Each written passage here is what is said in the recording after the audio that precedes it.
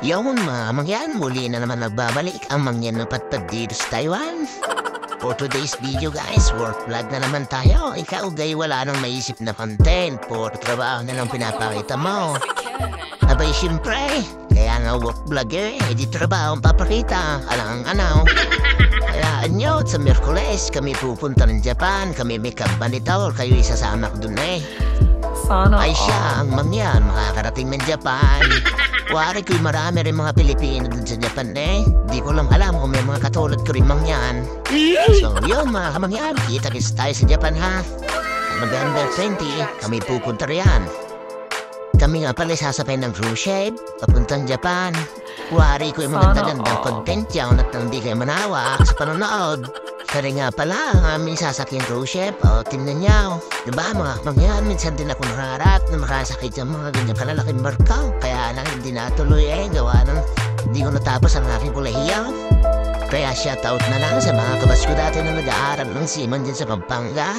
Yung iba'y nakasampa na, yung iba naman ay patay na. Hindi talaga natin alam kung kailan na tayo kunin. Kaya dapat lahat ng oras tayo mag-iingat.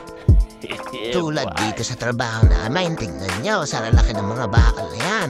Kaya magbabara-bara ng trabaho. Pagka ikaw ay nabagsakan yan, ay siya, para kang pinisang kamatis diyan. Tapos pagka ikaw ay nalumpaw, hindi mo na kaya magtrabaho. Ikay pauwi ng kumpanya, tapos sasabihin ng sayo ay sorry, ay siya. Napakasakit noon. Buti kong malumpaw, ay kung mamatay. Ay siya, di mo na maririnig salitang sorry nila. Kaya dapat laging mag-iingat. Iisa na ang buhay ng mga dito sa Taiwan.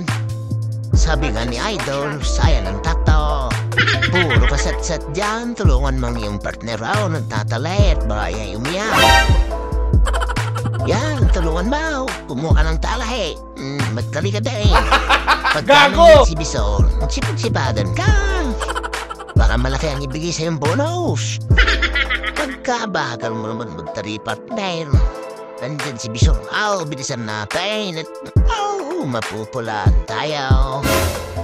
Madami nga pala kaming Bisol dito guys. Sa sobrang dami nila, hindi na namin alam kung sino tunay. Magaling kang kupal ka. Pagkatapos nga namin magtalay, ay nakabalon palang crane.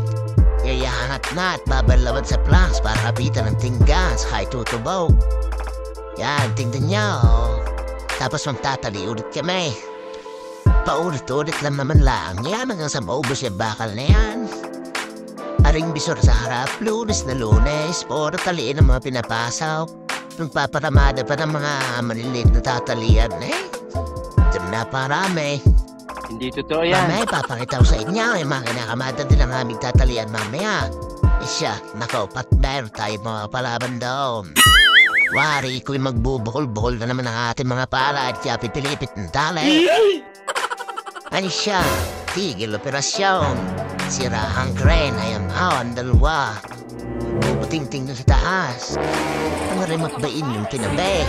Baray mapalindot ang malikot ang kamay din sa baba. Ay nakaw, para kayong pinasang kamatis diyan. Baba na diyan at tawag ng albularyaw. Mekaniko pala. Patalastas muna tayo guys, balastik siya ako. Parang na nakukuha sa nabubulok na yaw, lambot ng katawan. Maya-maya may dumating na si Manong Albularyaw, mekanikaw.